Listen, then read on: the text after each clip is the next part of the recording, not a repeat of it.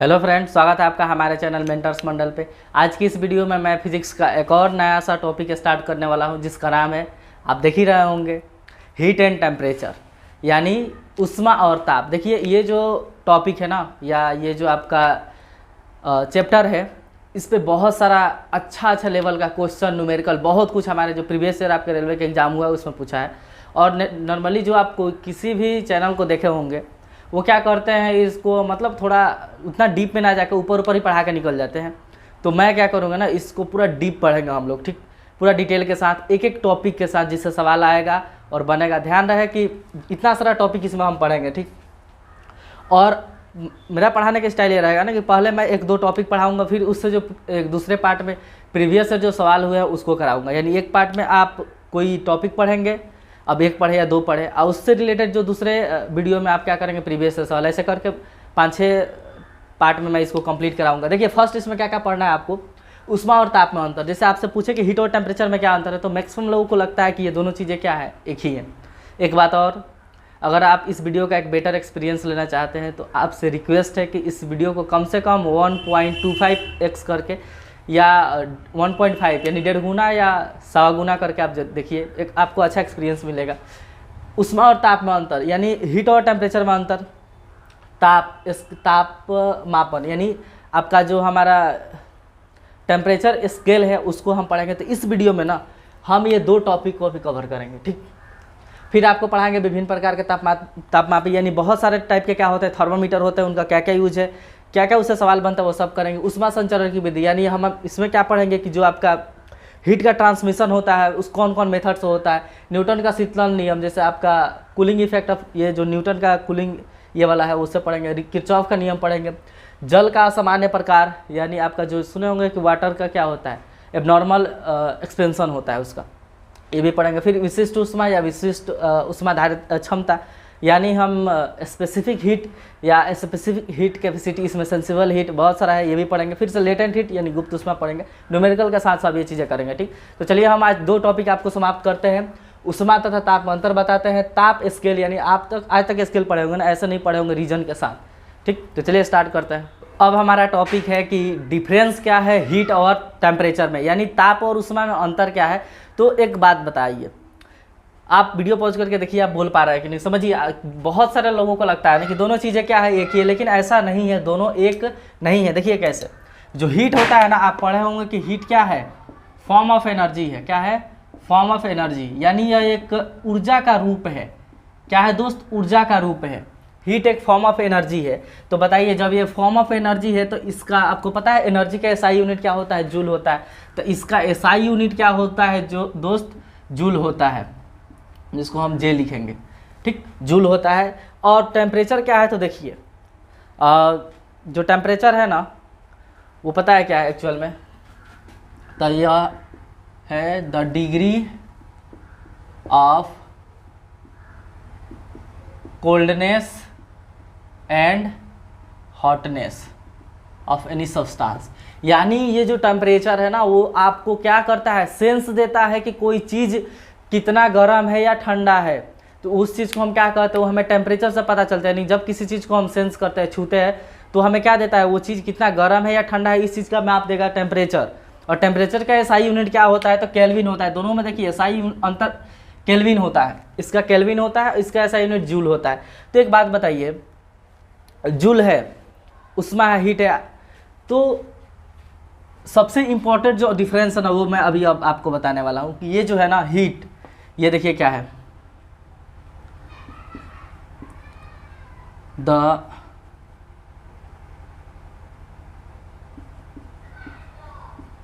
Energy of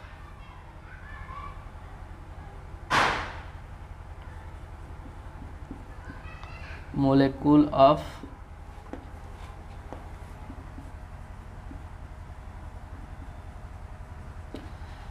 यानी जो heat है ना, ये the energy of molecule of the substance, यानी किसी भी द एनर्जी नहीं, यहाँ अच्छा रहेगा कि आप यहाँ लिख दीजिए काइनेटिक एनर्जी, यानी गतिज ऊर्जा।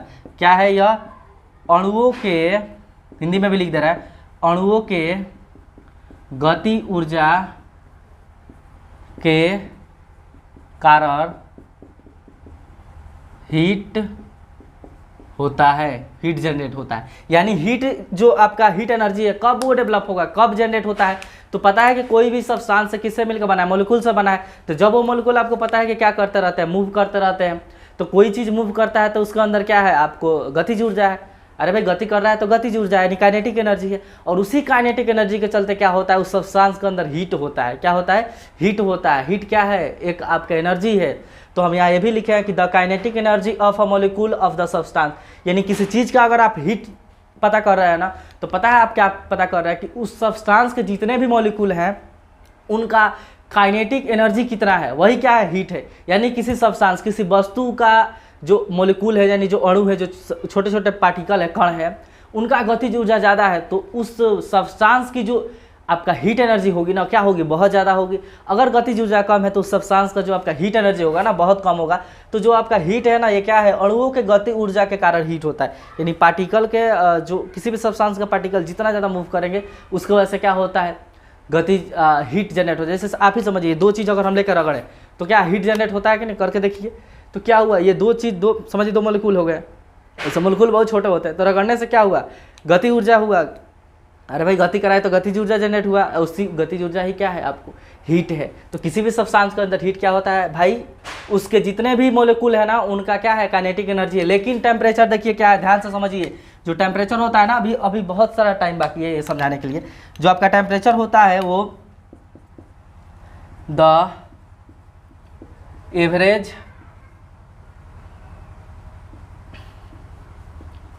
Energy of the molecule. ध्यान से समझिए, जो आपका टेम्परेचर होता है ना, ये क्या होता है दोस्त, इसको हम हिंदी में भी लिख देते हैं, औसत ऊर्जा होता है। किसका, अणु का औसत ऊर्जा। यार हिंदी यह होता है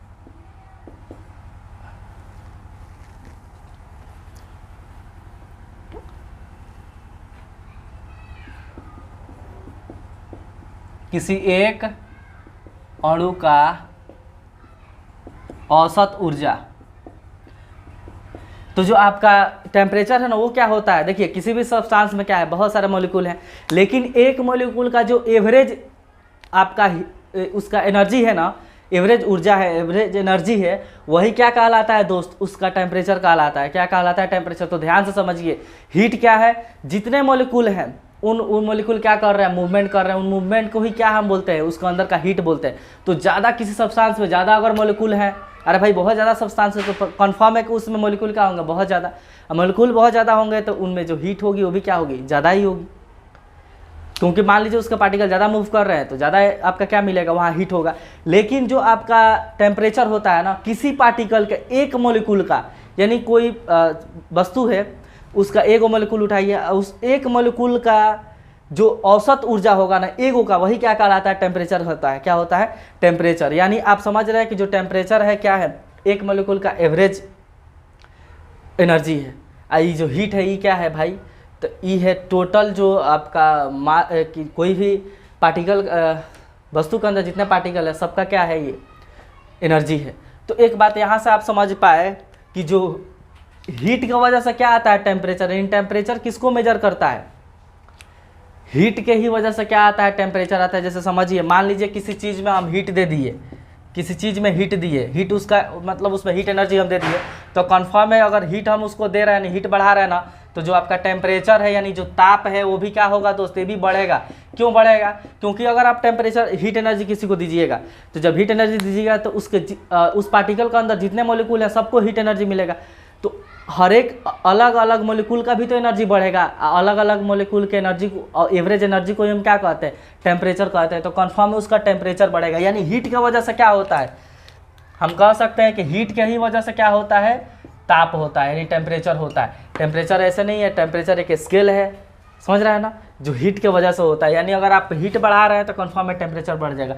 कोई ज़रूरी नहीं है कि, अब इस बात को ध्यान से समझिए, हम यहाँ से समझा रहे हैं इस बात को। जैसे यही समझिए, ये मान लीजिए पानी है, कोई बीकर हो गया, ठीक, इसमें इतना पानी है, और कोई पतला बीकर हो गया, ध्यान है ये चौड़ा है, ये कोई पतला बीकर है, ठीक, और इसमें पानी मान लीजिए इतना है आपका,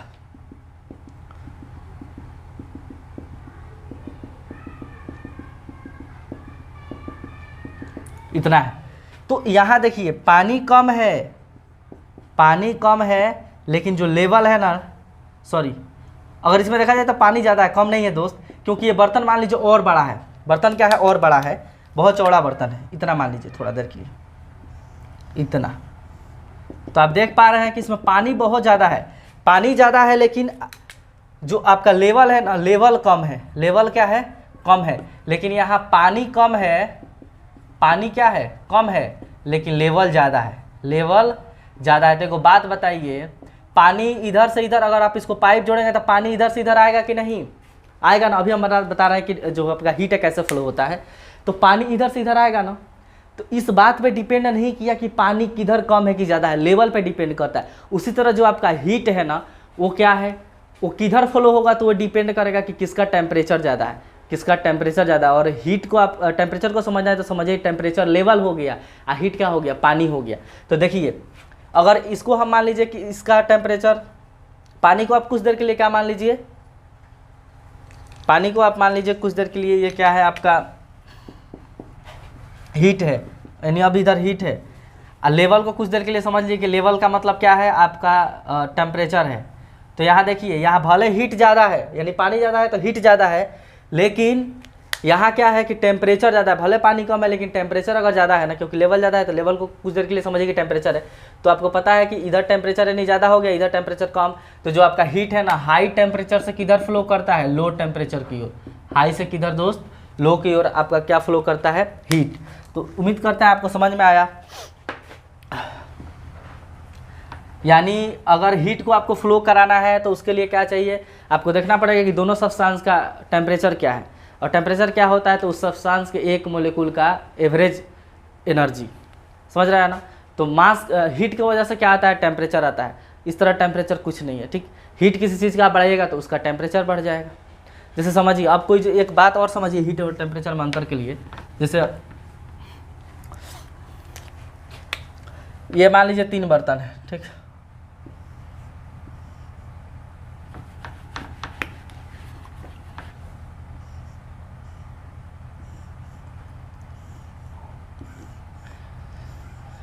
तीनों में मान लीजिए हमने एक ही जगह से कोई पानी या कोई चीज़ लेकर डाल दिया है, इसमें कोई लिक्विड डाला गया है, ठीक। सेम लिक्विड डाल दिया गया है, किसी में कम किसी में ज़्यादा। ये एक लिक्विड हम भर दिए हैं, ध्यान से समझिए। तो यहाँ आप देखिएगा ना कि जो हीट होगा ना, इसका हीट कम होगा। क्यों, क्योंकि हीट क्या होता है, इसके अंदर जितने भी मॉलिक्यूल है सबका काइनेटिक एनर्जी, तो कम मॉलिक्यूल है तो कम काइनेटिक एनर्जी होगा। ओवरऑल आप जोड़िएगा तो इसका हीट क्या होगा, कम होगा। इससे इसका हीट क्या होगा, ज़्यादा हो जाएगा, क्योंकि इसके आपको पता है कि पार्टिकल ज़्यादा है तो कन्फर्म इसमें हीट ज़्यादा होगा। इससे ज़्यादा हीट किसका हो जाएगा, इसका हो जाएगा। लेकिन जो टेम्परेचर है ना, ताप, ये हमेशा क्या रहेगा, सब में सेम रहेगा। क्यों, क्योंकि एक ही वस्तु को, एक ही चीज़ को तीनों में डाला गया है। तो टेम्परेचर देख रहे हैं तीनों केस में क्या कांस्टेंट है, यानी टेम्परेचर हीट के मात्रा पे ही नहीं करता है। अगर हीट आप बढ़ाएंगे, मान लीजिए इसका हीट आप बढ़ा दिए, अब ये कुछ इसका हीट इससे क्या हुआ, ज़्यादा हो जाएगा, क्योंकि इसका सब्सटेंस ज़्यादा है। अब अगर हम तीनों का ओवरऑल हीट बढ़ाएंगे ना, तब टेम्परेचर क्या होगा, बढ़ेगा। लेकिन यहाँ देखिएगा कि टेम्परेचर तीनों में क्या रहेगा, कांस्टेंट। क्यों, क्योंकि आपको पता है कि वो एक ही द्रव्य तीनों में भरा गया है। और टेम्परेचर क्या होता है, एक मोलिक्यूल का एवरेज एनर्जी। तो सब का अगर आप एक एक मोलिक्यूल लीजिएगा तो सबका एवरेज एनर्जी क्या रहेगा, सेम रहेगा। तो यहाँ हम कह सकते हैं कि हीट तो से आपका टेम्परेचर तो सेम रहेगा, लेकिन हीट क्या रहेगा, कम या ज़्यादा हो सकता है। अब देखिए हीट बढ़ाने से एनर्जी जो ताप है बढ़ जाएगा। देखिए कैसे, मान लीजिए आपका यहाँ ये एक सब्सटेंस है, ठीक। इसका हीट है 20 डिग्री सेल्सियस, इसका है 30 डिग्री सेल्सियस। तो इसके पार्टिकल ना थोड़ा बहुत ज़्यादा मोशन करेंगे, क्योंकि जिस हीट जितना ज़्यादा रहता है, तो हीट ज़्यादा का मतलब क्या हुआ, काइनेटिक एनर्जी ज़्यादा हुआ एटम के मॉलिक्यूल के बीच। और इसका थोड़ा धीरे धीरे ये करेंगे, और दोनों को अगर हम कंबाइन करेंगे तो ये तेज़ मूव कर रहे थे, स्लो, तो इसका स्पीड ये बढ़ा देंगे। यानी ये तब तक फ्लो होता रहेगा जब तक दोनों का टेम्परेचर क्या ना हो जाए, सेम हो जाए। यानी दोनों का जो पार्टिकल है ना, सेम मूवमेंट में ना आ जाए, तब तक क्या होता रहेगा, आपका फ्लो होता रहेगा। तो ये सब जो अंतर है ना, हीट और टेम्परेचर का है, समझ रहे हैं। इसका SI यूनिट जूल होता है। ये क्या है, आपका अणुओं का गतिज ऊर्जा के कारण होता है, ठीक। और ये किसी एक अणु का औसत ऊर्जा होता है। अब नेक्स्ट टॉपिक की तरफ चलते हैं, जो आपका है मापन यानी स्केल। तो चलिए अब हम मेजरिंग स्केल, मापन जो स्केल है वो देखते हैं। जैसे यहाँ हम 4 आपको स्केल लिखे हैं, सेल्सियस, केल्विन, फ़ारेनहाइट और ह्यूमर, ठीक। देखिए फटाफट क्या होता है। जैसे इसमें हम सीखेंगे आपको कि चेंज जैसे करते हैं। आपको देखते होंगे कि क्वेश्चन क्या देता है। क्वेश्चन आपको ऐसा देता है कि 50 डिग्री सेंटीग्रेड को फ़ारेनहाइट में चेंज कीजिए, या आपको 100 केल्विन को किसी में चेंज कीजिए। तो इस तरह हम चेंजेस समझेंगे और समझेंगे कि जो आप फॉर्मूला पढ़े होंगे वो क्यों और कहाँ से आया। ठीक, पहले देखिए हम यहाँ फटाफट लिख देते हैं। जैसे हमने सेल्सियस लिखा है तो सेल्सियस का आपको ध्यान रखना है कि इसको लिखते कैसे है। तो इसका मतलब होता है, हम यहाँ लिख देते हैं, पहले इसको डिग्री सी में लिखेंगे और इसका केल्विन का ध्यान रहे, डिग्री नहीं लिखाता है, खाली के रहता है, और फ़ारेनहाइट का डिग्री एफ रहता है और आपका र्यूमर का आर। ठीक, अब देखिए यहाँ हम एफ पी लिख रहे हैं। एफ पी यानी फ्रीजिंग पॉइंट, क्या लिख रहा है, जिसको हम आइस पॉइंट भी बोलते हैं। क्या बोलते हैं, आइस पॉइंट, जिसको हिमांक बोलते हैं। तो इसमें हम हिमांक लिख रहे हैं, किसका, आपका आइस वाटर का। तो वाटर आपको पता है कि 0 डिग्री सेल्सियस पे क्या होता है दोस्त, तो आपका जम जाता है। और केल्विन में आपको उस टेम्परेचर का ध्यान रखना है, कितना, 273। देखिए 273 जो आपका होता है ना, 273.15 होता है। ठीक, तो कैलकुलेशन के हिसाब से हम इसको नहीं लिख रहे हैं, लेकिन अगर कहीं आपसे पूछेगा तो आपको ध्यान रखिएगा कि यही आपको टिक करना है 0.15 वाला। तो हम बस यहाँ 273 लिख रहे हैं। और फ़ारेनहाइट में कितना होता है, तो आपका 32 होता है। ठीक, और र्यूमर में कितना होता है, तो 0 होता है। फिर अगर हम बात करें आपका बॉइलिंग पॉइंट का, जिसको क्वथनांक कहते हैं हिंदी में, जल का, तो सेल्सियस में कितना होता है आपको पता होगा, 100 डिग्री सेल्सियस। डिग्री सेल्सियस नहीं लिख रहे हैं, यहाँ लिखा है। और केल्विन में क्या होता है, तो 373। देखिए ये भी 373.15 होता है, लेकिन 15 कैलकुलेशन के हिसाब से छोड़ रहा है ये। फ़ारेनहाइट का अगर बात करें तो ये आपका होता है 212 फ़ारेनहाइट, और र्यूमर का बात करें तो ये होता है 80। इतनी चीज़ें आपको आनी चाहिए कि हाँ इतना चीज़ होता है। ठीक, अब देखिए जो हमारा स्केल है ना चेंज करने का, वो एक आपका रूल है, उस पर हम बैठाते हैं। जैसे देखिए जनरल एक आपका रूल है, क्या, कि पहले आपको लिखना है यहाँ जो रीडिंग है, वो रीडिंग ये चाहिए यूनिट, मतलब जो चीज़ आप उसको पढ़ रहे हैं। मान लीजिए केल्विन में चेंज करना चाहते हैं तो के लिखिए, फ़ारेनहाइट में चेंज करना चाहते हैं तो एफ लिख दीजिए, डिग्री सेल्सियस में चेंज करना आप चाह रहे हैं तो वो लिख दीजिए। ठीक, तो आपको रीडिंग लिख देना है पहला। यहाँ फॉर्मूला हम बता रहे हैं किस तरह हम इस चीज़ को ऑब्टेन करेंगे। माइनस आपको लिखना है एफ पी यानी फ्रीजिंग पॉइंट, जिसको हम क्या बोलते हैं, हिमांक बिंदु। ठीक, बटा फिर आपको यहाँ लिखना है बी पी बॉइलिंग पॉइंट, जिसको क्या बोलते हैं, क्वथनांक, माइनस फ्रीजिंग पॉइंट यानी हिमांक। तो ये जो चीज़ आता है ना आपको, ये फॉर्मूला, ये हमेशा क्या रहेगा, कांस्टेंट रहेगा। किसी भी स्केल के लिए आप ऐसा कर लीजिए, हमेशा क्या रहता है, कांस्टेंट रहता है, एक सेम नंबर आता है। ठीक, क्या करना है, लिखने के लिए रीडिंग लिख दीजिए। यहाँ आपका फ्रीजिंग पॉइंट रहेगा यानी हिमांक रहेगा, यहाँ आपका क्वथनांक रहेगा, यहाँ आपका फिर फ्रीजिंग पॉइंट रहेगा, जिसको आइस पॉइंट भी बोलते हैं, हिमांक। इस तरह ही हम क्या कर सकते हैं, उस फॉर्मूला को प्राप्त कर सकते हैं। जैसे समझिए हम लिखना चाह रहे हैं सबके लिए, तो पहले हम अगर सेल्सियस का लिखे तो सी लिखाएगा, रीडिंग क्या है सी, माइनस इसका आपको क्या करना है, एफ पी क्या है 0, ध्यान से समझिए। फिर हमें क्या लिखना है, boiling point minus freezing point, तो इसका बॉइलिंग पॉइंट कितना है 0 और फ्रीजिंग पॉइंट 100 यानी 100 माइनस 0। ठीक, ये कांस्टेंट आएगा, मतलब ये सेम आएगा, किसके, किसी भी यूनिट का आप लीजिए।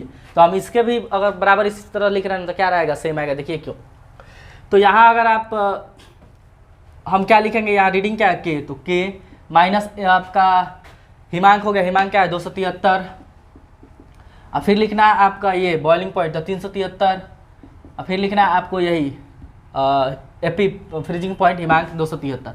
ठीक, अब हम तेजी में सबका लिख दे रहे हैं। ठीक, आपका फ़ारेनहाइट का होगा तो एफ माइनस 32 बटा 212 माइनस 32, और इसका हो जाएगा आपका आर माइनस 0 और सी माइनस 0। देखिए उसी चीज़ पे हमने क्या किया, उसको बैठाया है। तो अगर आप उसको सॉल्व कीजिएगा ना आगे, तो ये सी माइनस 0 आएगा ही। ठीक, और 100 में से 0 गया तो यहाँ क्या हो गया 100। फिर यहाँ अगर आप तो के माइनस 273 रहेगा ही, लेकिन अगर यहाँ इसमें से ये घटाइएगा 373 में से 273 तो ये आ जाएगा आपका 100। फिर यहाँ अगर आपका एफ माइनस 32 रहेगा ही, इसमें से घटाइएगा तो क्या आ जाएगा आपका 180, और यहाँ आपका आर माइनस 0 रहेगा ही। ठीक, आर माइनस 0 को आर ए लिखिए, क्या फ़ायदा है, यहाँ 80 लिख दीजिए, और सी माइनस 0 को खाली क्या, क्योंकि सी में से 0 गया तो क्या बचा, सी ए बचा, तो हमने यहाँ क्या लिख दिया, सी लिख दिया। अब आप देख पा रहे हैं कि यह सब में 20 से डिवाइड किया जा सकता है, कॉमन है, कट जाएगा, रेशियो है, तो ये 20 से सब डिवाइड करके लिखिए। अगर काटिएगा 20 से डिवाइड करके तो आपका क्या आ जाएगा दोस्त, तो आएगा c/5। देखिए 20 × 100 होता है तो c/5, फिर 20 × 100 तो k माइनस 273, ये भी नीचे 5, और ये 20 नवा 180 होगा, तो f माइनस 32 क्या हो जाएगा 9 आपका हो गया, और यहाँ हो जाएगा r/4। तो ये कांस्टेंट होता है, ये क्या होता है, कांस्टेंट बराबर के। तो अगर आपको समझिए किसी भी एक यूनिट देके, जैसे सेल्सियस में देखा अगर फ़ारेनहाइट में पूछ दे तो इधर से सेल्सियस वाला उठा लीजिए, इधर से फ़ारेनहाइट वाला, दोनों को बराबर कर दीजिए, सॉल्व हो जाएगा।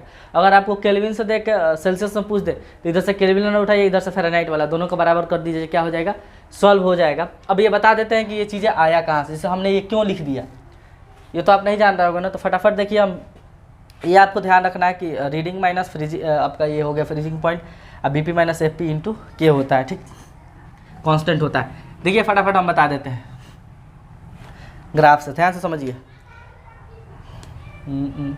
ये आप नोट कर सकते हैं। एक बात अभी नोट करने से पहले एक बात और आप यहाँ लिख लीजिए। देखिए क्या, मान लीजिए आपको सेल्सियस, हम क्या कहें कि इस चारों में से कोई एक दे के दूसरा कहेगा तो आप उस दोनों को फॉर्मूला, मतलब मान लीजिए सेल्सियस से कह दे आपको र्यूमर में, तो इसको और इसको बराबर कर दीजिए, वैल्यू पुट कर दीजिए, आंसर आ जाएगा। लेकिन अगर आपको ध्यान रखना है कि अगर सेल्सियस से केल्विन है, चाहे केल्विन से सेल्सियस में किया जाना, तो ये बहुत आसान है। देखिए क्यों, और मान लीजिए हम सेल्सियस को केल्विन में चेंज करने के लिए दें, तो आप सेल्सियस और केल्विन को ही लिखिएगा, तो आपको पता है ये 5 से 5 कट जाना है, ठीक। तो यहाँ से C बराबर क्या आ जाएगा, माइनस में इधर गया तो प्लस में के बराबर, तो के बराबर क्या आ गया, C प्लस 273। यानी आप यहाँ से देख रहे हैं एक बात कि हम किसी भी सेल्सियस को अगर केल्विन में चेंज करना चाहते हैं तो उसमें 273 क्या करेंगे, जोड़ेंगे। और यहाँ से आप देख पा रहे हैं इसका उल्टा कि अगर हम केल्विन को सेल्सियस में चेंज करना चाहेंगे तो 273 घटाएंगे। यानी अगर आपको कोई डायरेक्ट 10 डिग्री देके कहेगा, इसको 10 डिग्री सेल्सियस देके कहे कि इसको आप किस में चेंज कर दीजिए, केल्विन में, तो आपको कुछ नहीं करना है, इसमें 273 जोड़ देना है। यानी आपका आंसर हो जाएगा 283 केल्विन। क्यों, क्योंकि देख रहा है के बराबर क्या होता है, C प्लस 273। अब मान लीजिए अगर आपको केल्विन में देखे कहे कि आप सेल्सियस में चेंज कीजिए, तो आप 273 क्या कर देंगे, माइनस। तो इस पर क्वेश्चन में पूछा है कि सेल्सियस को केल्विन में चेंज करने के लिए 273 घटाते हैं, नहीं, सेल्सियस को केल्विन में चेंज करने के लिए 273 जोड़ते हैं, केल्विन को सेल्सियस में चेंज करने के लिए 273 क्या करते हैं, माइनस करते हैं। क्यों करते हैं, ऐसे ही आता है, ठीक। इस बात को ध्यान रखना है। एक बात आपको और ध्यान रखना है कि जो ये सेल्सियस पैमाना है ना, ये यूज होता है, देखिए व्यवसायिक में, ध्यान रखिएगा, ये पैमाना यूज होता है व्यवसायिक में, जगह नहीं लिख रहा, आप लिख लीजिए, व्यवसायिक में होता है। ये आपका होता है केल्विन यूज होता है जो आपका लैब हो गया, यानी साइंटिस्ट लोग ज़्यादा यूज करते हैं। फ़ारेनहाइट आपको डॉक्टर यूज करते हैं, ये डॉक्टर यूज करते हैं, ये आपका होता है लैब में, और ये होता है आपका बिजनेस, व्यवसायिक है, ठीक। ये तीन बात आपको ध्यान रखना है। देखिए अगर हम सेंटीग्रेड, जो आपका सेंटीग्रेड पैमाना है ना, सेल्सियस, इसको बनाया कौन था, तो ये आपको याद रखना है,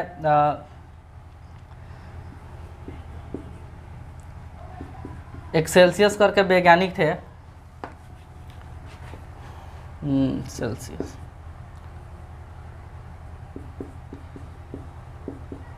सेल्सियस करके, ठीक, एंडर्स करके, ऐसे क्या सेल्सियस नाम था, मतलब उनके नाम में सेल्सियस था। तो उन्होंने क्या बनाया था, सेंटीग्रेड पैमाना बनाया था। सेंटीग्रेड पैमाना में पता हो क्या किए थे, वो कहे थे कि 0 डिग्री को हम मानेंगे बॉइलिंग पॉइंट और 100 डिग्री को मानेंगे फ्रीजिंग पॉइंट, यानी उल्टा मान लिए थे। आपको पता है ये, मतलब जब आपका सेल्सियस जो बनाया था ना पैमाना, किस पैमाना का, सेंटीग्रेड पैमाना, वो उल्टा किए थे। 0 डिग्री को कह दिए थे हम बॉइलिंग पॉइंट मान लेते हैं, और 100 डिग्री को फ्रीजिंग पॉइंट। लेकिन जो लीनियस है ना, कार्ल लीनियस, ये इसको क्या किए हैं, सीधा किए हैं। कार्ल लीनियस सीधा करके फिर क्या किए कि नहीं, जो 100 डिग्री होगा वो बॉइलिंग पॉइंट होगा, 0 डिग्री क्या होगा, फ्रीजिंग पॉइंट होगा। और नाम भले रख दिए सेल्सियस पैमाना, क्या नाम रख दिए, सेल्सियस पैमाना ही रख दिए, लीनियस, कार्ल लीनियस, ठीक है। ये चेंज किए, तो ये आपको ध्यान रखना है कि जो सेंटीग्रेड पैमाना है उसको सेल्सियस ने बनाया था, इसको जो अभी हम पढ़ते हैं उसको चेंज करके लीनियस ने सीधा किया था। इतना बात आपको ध्यान रखना है। जैसे एक क्वेश्चन पहले कराते हैं, फिर हम बताते हैं क्यों लिखा है, ठीक है। जैसे आपका क्वेश्चन है कि 50 डिग्री सेल्सियस को फ़ारेनहाइट में बदलें, 50 डिग्री सेल्सियस को फ़ारेनहाइट में बदलना है, तो आपको कुछ नहीं, इधर से सेल्सियस वाला उठाना है, उधर से फ़ारेनहाइट वाला। तो इधर अगर आप C/5 कीजिएगा, बराबर क्या होगा, F-32/9, तो कितना डिग्री सेल्सियस है भाई, 50 है, तो यहाँ 50 पुट कर दीजिए, यानी 50/5 बराबर क्या हो जाएगा, तो इधर F-32/9, यही से कट जाएगा, 10 बार में मल्टीप्लाई होगा तो क्या होगा, 10 9 90, यानी F बराबर क्या आ गया, 90 + 32, दोनों को जोड़ दीजिए तो 122 आएगा शायद, ठीक। 122 डिग्री फ़ारेनहाइट, 50 डिग्री सेल्सियस को अगर आप फ़ारेनहाइट में चेंज कर रहे हैं तो ये आसान चीज़ है। अब हम बताते हैं कि कैसे ये चीज़ आया है, ठीक, कैसे ये लिखा गया, ध्यान से समझिएगा।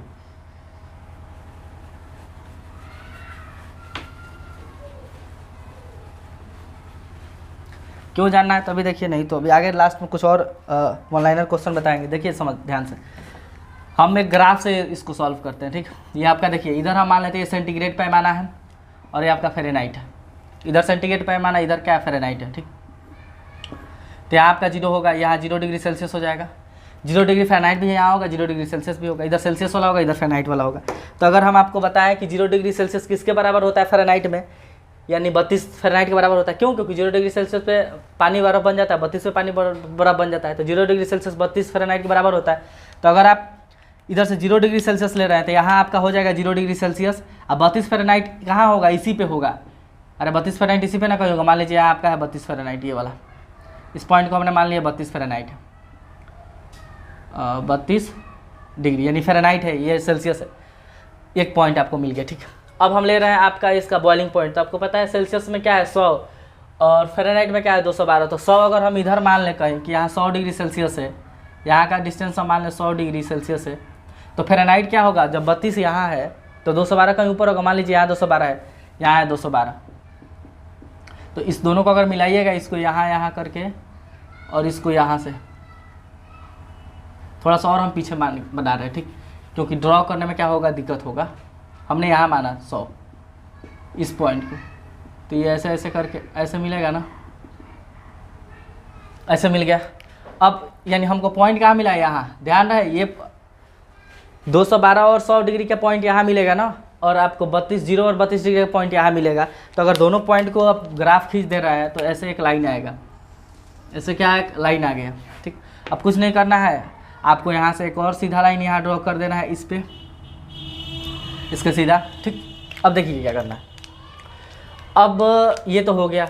अब हमें क्या चाहिए, हम ये चीज़ ज्ञात करना चाहते हैं कि हम एक ऐसा रूल बना दें जिस पे सी और एफ क्या हो जाए, बराबर जाए। तो मान लीजिए सी और एफ कोई पॉइंट है, इसी पे कहीं होगा सी और एफ, जिस पे क्या होगा, आपको बराबर होगा सी और एफ के। तो हमने मान लिया कि यहाँ है, इस पॉइंट पे सी, जितना सी है उसी के बराबर एफ है। कहीं मान लीजिए यहाँ मान लिया हमने इस पॉइंट को सी और एफ। इस पॉइंट का हमने नाम दे दिया सी और एफ। ठीक, यानी इस लाइन पे सी और एफ कोई पॉइंट है। देखिए इस लाइन पे जितना पॉइंट होगा ना, हर एक पॉइंट का अगर आप इधर सेल्सियस देख लीजिए और इधर फ़ारेनहाइट देख लीजिए, उस पर दोनों क्या होंगे, बराबर होंगे। तो इसी पे सी और एफ कहीं पॉइंट होगा। तो अगर हम यहाँ से सी और एफ है तो इसका मतलब, अच्छा देखिए, पहले सी है यानी यहाँ से यहाँ तक, इसके नीचे अगर हम यहाँ ये करें तो यहाँ से यहाँ तक का डिस्टेंस ये क्या होगा, सी होगा। अरे भाई यहाँ से यहाँ तक 100 था, 100 था तो, और ये एफ है यानी यहाँ से यहाँ तक का डिस्टेंस, यहाँ से यहाँ तक का आपका डिस्टेंस क्या है, एफ है। यही ना सी एफ का मतलब हुआ, अगर आप जानते होंगे तो ध्यान से समझिए। तो यहाँ आप देख रहे हैं कि एक ट्रायंगल बना है। देखिए कौन, यहाँ से हम रेड से ही पूरा दिखा दे रहे हैं उस चीज़ को। ये आपका एक ट्रायंगल बन गया है, बना रहे एक ट्रायंगल। और ये भी अगर हम इसको देखें यहाँ से कर देते, ये भी एक ट्रायंगल बना है। ठीक, बना है। तो एक बात बताइए, ये जो छोटा एक ट्रायंगल है ना, इस बड़े वाले ट्रायंगल के क्या होगा, सिमिलर होगा, समरूप होगा। रीजन क्या है, क्योंकि देखिए ये जो दोनों लाइन है ना, ये सीधा ड्रॉ किए गए हैं तो क्या है आपका, पैरेलल है। और ये 90, ये राइट एंगल है। ये क्या है, राइट एंगल, क्योंकि यहाँ 90 डिग्री का एंगल बन रहा है ना, ये भी स्ट्रेट है, ये भी स्ट्रेट है, 90 डिग्री का एंगल बन रहा है। तो अगर इस तरह होता है ना, ये कोई राइट एंगल 90 डिग्री वाला एंगल है, इसके अगर पैरेलल लाइन हम ड्रॉ कर दें, ठीक, तो क्या होता है, अच्छा ये 90 डिग्री का ना रहे उससे भी कोई बात नहीं। अगर हम इसका पैरेलल लाइन ड्रॉ कर दें तो जो ऊपर वाला छोटा ट्रायंगल है, नीचे वाला का क्या हो जाएगा, बड़ा वाला का क्या हो जाएगा, सिमिलर हो जाएगा। नहीं, छोटा वाला ट्रायंगल बड़ा वाला का ट्रायंगल का सिमिलर होगा। और ट्रायंगल सिमिलर होते हैं तो उनका कोरस्पॉन्डिंग साइड क्या होता है, सेम रेशियो में होता है। कोरस्पॉन्डिंग साइड क्या होता है, सेम रेशियो में। तो आपको पता है छोटा वाला ट्रायंगल बड़े वाले के क्या है, सिमिलर है। तो अगर हम ये डिस्टेंस, अगर ये डिस्टेंस निकालना चाहे तो टोटल 100 है, ये वाला डिस्टेंस सी है। ये डिस्टेंस क्या है दोस्त, ये डिस्टेंस आपका सी है, यहाँ से यहाँ तक क्या है, सी है। टोटल क्या है, 100 है। अगर ये डिस्टेंस हम निकालना चाहें तो ये टोटल यहाँ से यहाँ तक एफ है और यहाँ से यहाँ तक क्या है, 32 है। 32 था ना, तो ये वाला हो जाएगा यहाँ से यहाँ तक एफ माइनस 32। क्या हो जाएगा, एफ माइनस 32। ठीक, और आपको पता है ये टोटल डिस्टेंस कितना है, ये 212 है। देखिए यहाँ से क्या है दोस्त, आपका 212 है। तो अगर हम ये डिस्टेंस निकालना चाहें, खाली ये इतना, तो ये टोटल 212 है और ये क्या है, 32 है। यानी ये होगा आपका 212 माइनस 32। अब आपको पता है छोटा वाला ट्रायंगल बड़े वाले ट्रायंगल का क्या है, सिमिलर है। तो छोटा वाला का कोरस्पॉन्डिंग साइड बड़े वाले कोरस्पॉन्डिंग साइड के सेम होगा। यानी इतना बाई इतना बराबर इतना बाई इतना लिखी, इतना बाई इतना बराबर इतना बाई इतना, समझ रहे हैं ना क्या, इतना बाई इतना बराबर इतना बाई इतना। तो अगर ये इतना बाई इतना कीजिएगा नहीं, एफ माइनस 32 बटा 212 माइनस 32 बराबर, तो फिर इतना भाई इतना लिखना पड़ेगा, तो इधर है सी, अब पूरा कितना है भाई 100 है, सी बाई 100। देखिए यही ना आया था, काट के इसको काटिएगा, कट गया तो फिर ये आ जाएगा। तो ये आता है इस तरह है, ठीक। कहाँ से ये सारी चीज़ें इस तरह आती है। आपको इतना ये प्रूफ नहीं ध्यान रखना है, हमने ऐसे ही बता दिया। आपको बस ये बातें ध्यान रखना है कि किस तरह चेंज करते हैं। केल्विन, आपको केल्विन से सेल्सियस में जाते हैं तो जोड़ना क्या है, घटाना क्या है। एक दो बातें और आपको ध्यान रखना है। एक क्वेश्चन जैसे हम करा देते हैं, ध्यान से देखिए। अब ये बताने का फ़ायदा क्या है, ये वाला बात। कभी कभी पता क्या देता है, अपने से पैमाना बना देगा, पैमाना अपने से बन जाएगा। जैसे हमने लिखा था ना यहाँ कि रीडिंग माइनस फ्रीजिंग पॉइंट, यानी हिमांक बटा boiling point minus freezing point, ये बराबर कांस्टेंट होता है। तो कोई अपने से पैमाना बना के कहेगा उसके हिसाब से सेल्सियस बताओ। जैसे मान लीजिए क्वेश्चन हमने लिखा है, ऐसा क्वेश्चन पूछा भी प्रीवियस ईयर में कि किसी स्केल का रीडिंग x डिग्री, यानी कोई स्केल x डिग्री में रीडिंग कर रहा है, ठीक, तथा उस स्केल पर जो फ्रीजिंग पॉइंट है वो 100 डिग्री x है, और जो बॉइलिंग पॉइंट है, देखिए कोई जो स्केल है ना, ये मिटा देते हैं हम, आप लिख लीजिएगा इसको फटाफट, ठीक। कोई स्केल है आपका, उसका रीडिंग है x डिग्री, यानी x डिग्री पर रीडिंग कर रहा है, ठीक। उसको लिखा जाए जैसे केल्विन के लिखा था उसी तरह। तो उसका फ्रीजिंग पॉइंट उस पर कितना है आपका 10 डिग्री x है, और बॉइलिंग पॉइंट कितना है उस पर 60 डिग्री x है।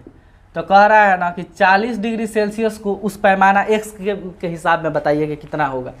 सवाल क्या है कि कोई आपका स्केल है x डिग्री, उस पर जो पानी है उसका फ्रीजिंग पॉइंट 10 डिग्री x है, आप बॉइलिंग पॉइंट कितना है 60 डिग्री x है। तो इस 40 डिग्री सेल्सियस को इस x के फॉर्मेट में बताइए कि कितना होगा। तो ध्यान से देखिए, उसको हम इसमें चेंज करके बनाएंगे इस फॉर्मूला पे। तो पहले रीडिंग क्या है x, तो x लिख दिए, माइनस एफ पी क्या है उधर 10, फिर यहाँ देखिए bp क्या है तो उसमें 60 है, और fp क्या है तो उधर 10 है। फिर इधर आपको क्या लिखना पड़ेगा, अरे भाई सेल्सियस वाला लिखना पड़ेगा ना, क्योंकि सेल्सियस को ही चेंज करना है। तो सेल्सियस का आपका क्या होता है C, इसका फ्रीजिंग क्या होता है आपका 0, BP 100, फिर फ्रीजिंग 0, ठीक।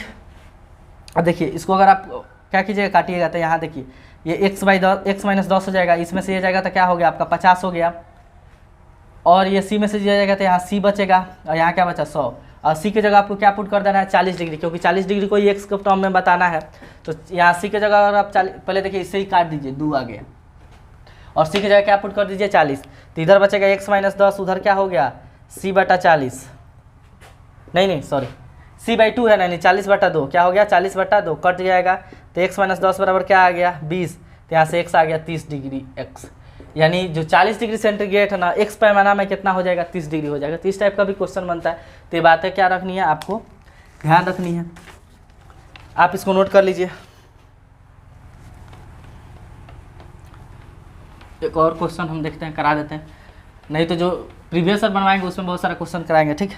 आपको कुछ बात देखिए ध्यान रखना है कि जो हमारा करा दे क्या क्वेश्चन, टाइम लगेगा, छोड़िए, सेम इसी टाइप का आप कर लीजिएगा। आप एक बात ध्यान रखिएगा कि जो मानव बॉडी है ना, हमारा मानव शरीर, इसका टेम्परेचर कितना होता है तो 98.6 डिग्री फ़ारेनहाइट में, 37 डिग्री सेल्सियस में, ठीक, और आपका 310 केल्विन, ये तीनों ध्यान रखना है। और फिर आपको ध्यान रखना है, एक होता है परम शून्य तापमान, क्या होता है परम शून्य तापमान, ध्यान से सुनिए, आप लिख लीजिए इस बात को हम बोल रहे हैं। परम तापमान उसको कहते हैं जब हम तापमान को केल्विन में नापते हैं तो उसको परम हम कहते हैं। परम शून्य तापमान का मतलब हुआ कि इस टेम्परेचर पे ना जो गैस के अणु का